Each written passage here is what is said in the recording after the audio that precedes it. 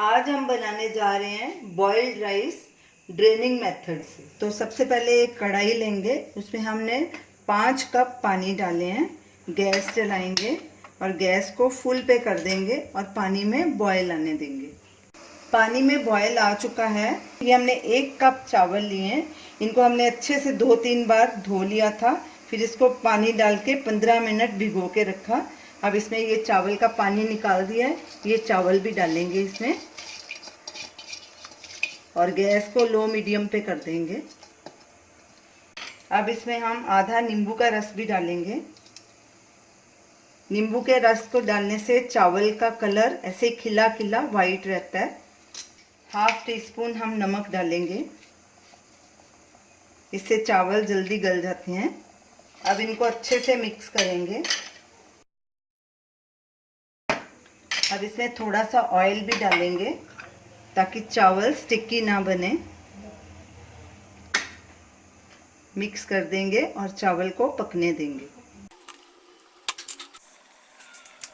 चावल को पकते 3 मिनट हो गए हैं। बीच बीच में चेक करते रहेंगे कि चावल हमारे गले हैं कि नहीं। जब ये अच्छे से गल जाएंगे तो गैस बंद करेंगे। चावल को पकते 6 मिनट हो चुके हैं, फिर से चेक करते हैं। ऐसे बीच बीच में 2-3 बार इनको चेक करते रहना है। नहीं, अभी थोड़े और पकाएंगे। चावल को पकते 8-9 मिनट हो चुके हैं, चेक करते हैं। चावल हमारे देखिए गल चुके हैं। हमने इन्हें पूरा नहीं गलाना, 80% गलाना है। गैस को बंद कर देंगे अभी, क्योंकि हमने इसी के ही लेमन राइस बनाने हैं। अगर आप लेमन राइस या फ्राइड राइस बना रहे हैं तो इन्हें 80% ही कुक कीजिए। अगर आप किसी ग्रेवी के साथ खा रहे हैं तो इसे और पका लीजिए। तो अब हम इसे ड्रेन कर लेंगे, इसका पानी।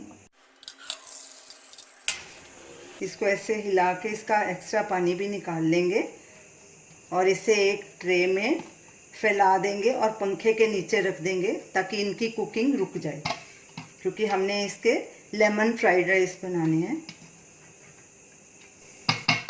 इसे एक ट्रे में फैला देंगे